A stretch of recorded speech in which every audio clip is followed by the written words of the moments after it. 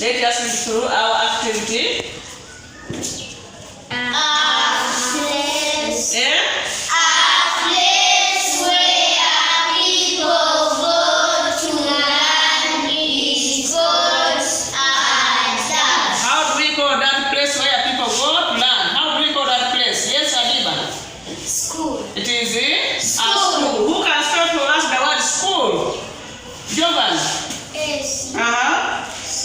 Yes. Yes. Yes. Yes. Very good. Clap for him.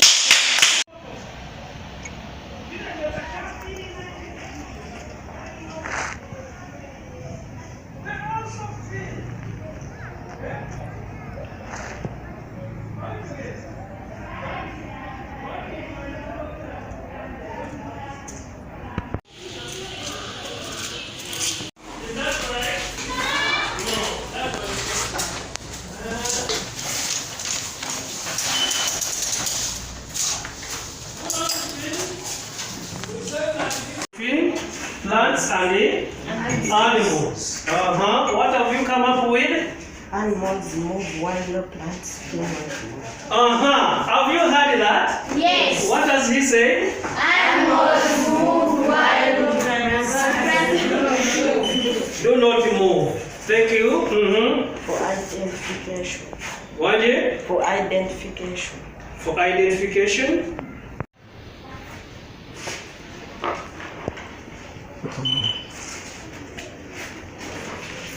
Okay. Thank you. Okay. Thank you so much. So we've been looking at Group 2's findings. The multicellular animals give us skills for making. Group 2, you've given us the advantages. So now, I would like to request Group 3 to come and present. Group 3. Sincerely, kusaidia Baana Abalenzi kangambe kale kanjogere wange wano abaana abasinga bawala. Abaana bawala enrollment mulimu abaana bawala bangi, abalenzi bakyali batonotono era weesanga like now this year in P7 so far they are only 5 out of in fact the 29 pupils who are there so far who have reported. Even in these other lower classes, abalenzi bo batono. So in general, abaana abobuwala be basinga obungi mu ssomero. Abalenzi sincerely ndowooza babadde beerabiddwa nnyo, and there has been promotion of girl child ever whichever kangambe baba misa abantu bakama baffe boogera baba baagala kwogera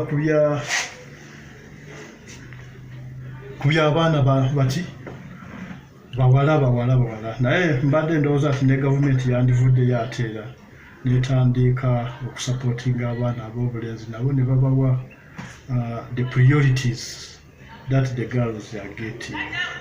Tugambe nga mu universities eyo ngeeyo nabo abalenzi babawe points zibongera ku bawala oba bakole general whatever it takes. I mean to promote also the boys. Now you go to the secondary schools. Ebeera cut-offs nti abalenzi babatwalidde ku gundi bweziti abawala bweziti. Kakati nga they are giving the advantages, most advantages to girls, whereas the boys ne babaleka awo. So even some boys beekyawa. If not only here, but this is what is in most of the schools. Nti abaana ab'obulenzi bo bakyali batono mu masomero. But I think the government will listen to our cries that they support the what? They support the boys too equally, together with the girls, because these girls afterwards, of course they marry. They get married to these boys. Now if a girl again marries a boy who has not gone to school properly and the other has gone higher, you find that the marriage may not be balancing. The performance as per this school is not all that bad and not good. Naye we thank God nti at least abaana baffe baperforminga bulungi. Ever since 2017, the school being a UPE school, we have passed children in the first division, the second division, third division, then some few in the fourth division. Now, like the previous year, last year, we managed to pass children. We registered 58 pupils, and 4 passed in Division 1, 53 in Division 2, and 11 in Division 3, like that. Then I think 4 in Division 4. So for us, we think together, and this is due to the support that the parents put in to feed their children at school.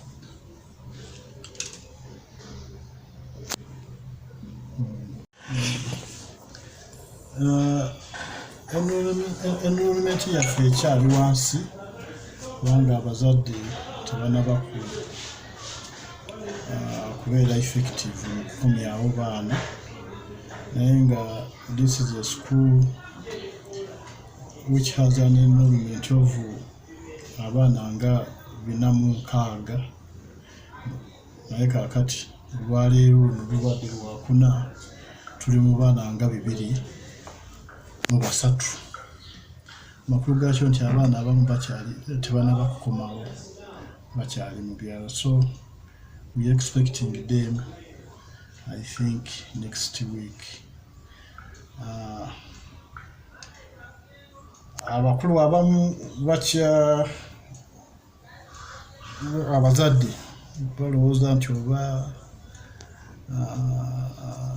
tebalina sente zikomyawo baana, because our system here nti omwana ayingidde wano ateekeddwa okulya emmere, and therefore the muzadde has to give the child emmere through cash. That is how they all agreed with the management of this school.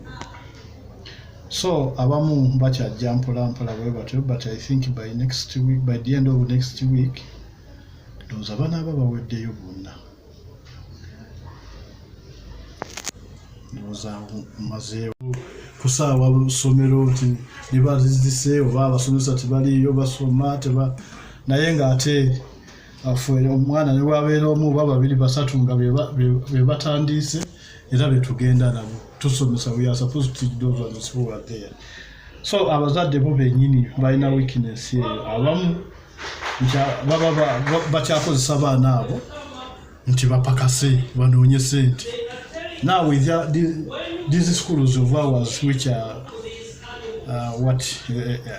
agakyaliko eno mu byalo oba UPE schools, bakozesa abaana bano abamu bennyini ne bagenda ne batunda kasooli ne bakola ki. So we appeal to the parents nti baweereza abaana bave mu ebyo, abaana bajje basome. For us, we are ready. Teachers are very ready. They are there. We are waiting for children, but we don't see them. Yeah. So many challenges actually. There are many. And one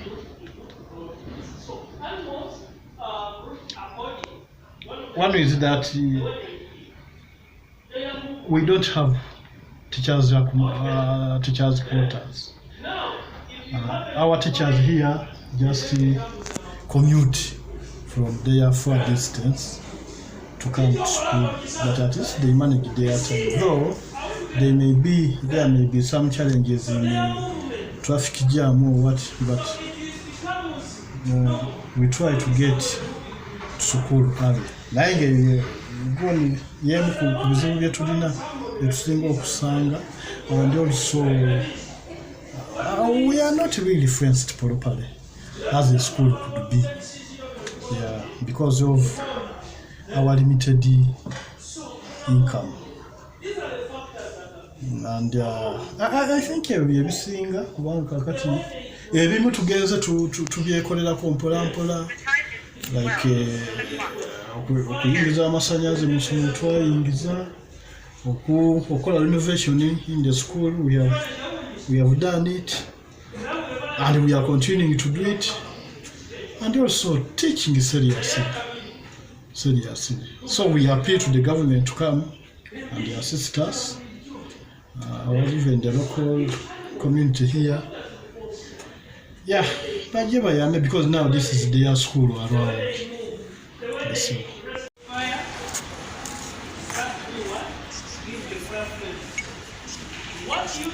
What do you think that will happen onto that particular day tomorrow? So they have number of what? Cells. Are we together? Yes. Okay. Now, multicellular. Another thing we are. Buli emu eddako egenda kubeera wansi wa ginnayo kubanga nzaagala nga ziri bulungi mu layini. Okategedde? Kati tuwandiike.